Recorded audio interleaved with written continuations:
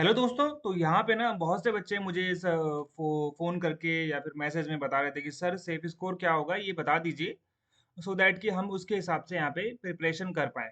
देखो सबसे पहले ना सेफ स्कोर की बात करने से पहले मैं आप लोगों को ये बता देता हूँ कि आप लोगों को ये समझना बहुत ज़रूरी है कि भाई पोस्ट कितनी है और आप किस पोस्ट के अंतर्गत आते हो। देखो सबसे पहले तो ये तो है रिज़र्वेशन और ये है आपका हॉरिज़ॉन्टल रिज़र्वेशन।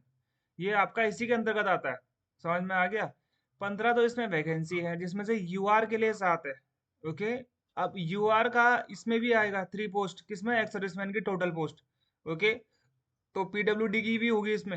ऐसा नहीं है कि आप ये नहीं ये हॉरिजॉन्टल है। ये वैसा नहीं है कि आप इसके अंदर ये अलग से होगी, ये इसी के अंदर में होती है। ये इन सब के अंतर्गत ही आती है। ओबीसी नॉन क्रीमी लेयर की 4 है, एससी की 2 है, एसटी की 1 है, ईडब्ल्यूएस की 1 है। अब आपने ईडब्ल्यूएस से भरा है तो यानी कि आपको सबसे टॉप ही आना पड़ेगा। आपने एसटी से भरा है तो आपको टॉप आना पड़ेगा। आपने एससी से भरा है तो आपको टॉप 2 में आना पड़ेगा। अगर ओबीसी से भरा है तो टॉप 4 में आना पड़ेगा और यूआर से भरा है तो आपको टॉप 7 में आना पड़ेगा। ये आपको पता है। ओके। ये मैं इसकी असिस्टेंट की यहाँ पे बात नहीं करूंगा क्योंकि यहाँ पर भी वैसे तो सेम पैटर्न है। ओके। बेरोजगारी इतनी ही है, ये भी आप समझ लेना। देखो यहाँ पे सबसे इंपॉर्टेंट चीज क्या है कि 120 क्वेश्चंस हैं। ओके। तो यहाँ पर आपको ना सबसे इम्पोर्टेंट चीज समझने वाली बात क्या है कि भाई 120 क्वेश्चन है तो कितने आ सकती है मेरिट। ओके। 30 क्वेश्चंस यहाँ पर है 30 मिनट के लिए, है ना। अब यहाँ पे 2 घंटे का टाइम आपको दिया गया है। ओके। 30 क्वेश्चन है आपके इंग्लिश के और बाकी के जो क्वेश्चन है 90 क्वेश्चन वो है आपके क्वांट्स रीजनिंग और यहाँ पे जीके एंड कंप्यूटर। ये है आपका। ओके। अब कंप्यूटर ज़्यादा ही आएगी क्योंकि आप 90 को 4 से डिवाइड कर नहीं सकते। ओके। डिवाइड करोगे भी तो पॉइंट में आएगा, तो पॉइंट में तो क्वेश्चन आ नहीं सकता। तो यहाँ पे ये चीज़ें हैं। अब आपको कितना स्कोर करना चाहिए।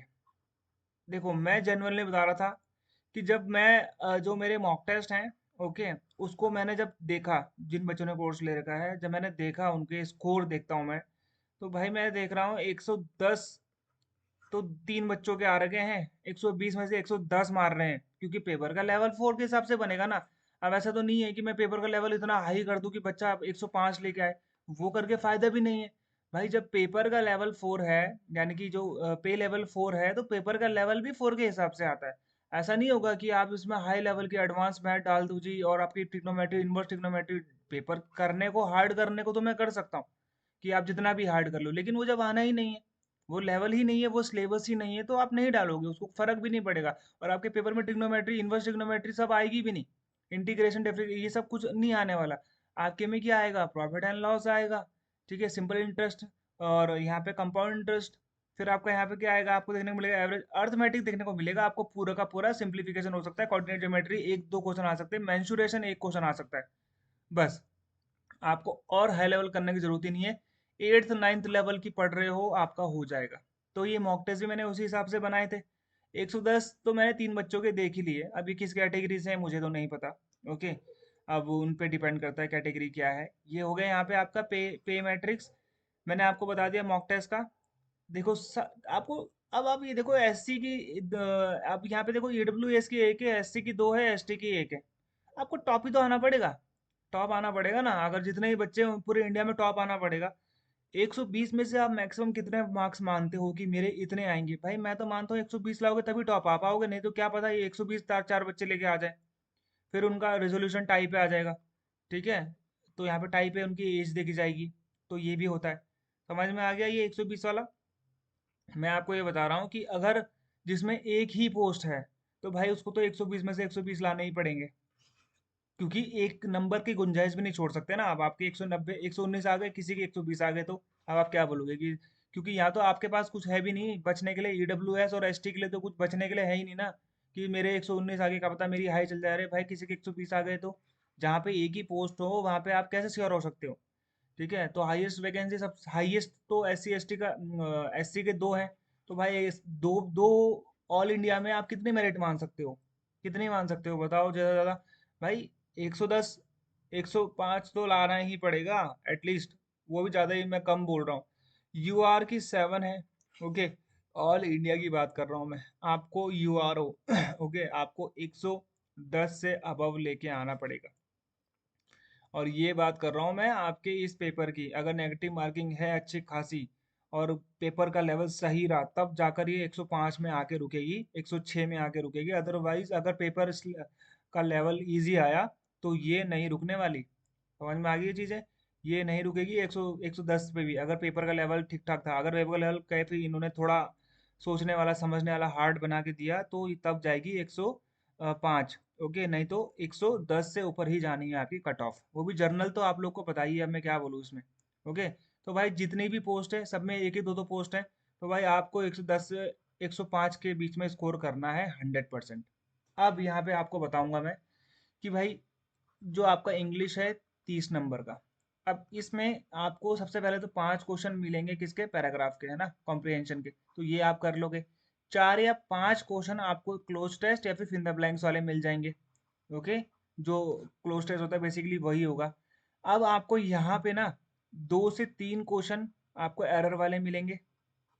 ठीक है, 2 से 3 क्वेश्चन आपको यहाँ पे जंबल वर्ड्स मिलेंगे। ठीक है, 2 से 3 क्वेश्चन, 2 क्वेश्चन मैक्सिमम मान सकते हो, 2 क्वेश्चन आपको आर्टिकल से मिलेंगे, एक कंजक्शन से आ जाएगा। ठीक है, और यहाँ पे एक एक या दो क्वेश्चन आपका यहाँ पे जो सिंबल्स होते हैं, जैसे आपका इंटरोगेटिव मार्क्स, एक्सक्लेमेटरी मार्क कहाँ पे लगेगा। सिनोनिम एंटोनिम्स आपके 3 से 4 क्वेश्चन आपके सिनोनिम, 2 सिनोनिम 2 एंटोनिम आ सकते हैं।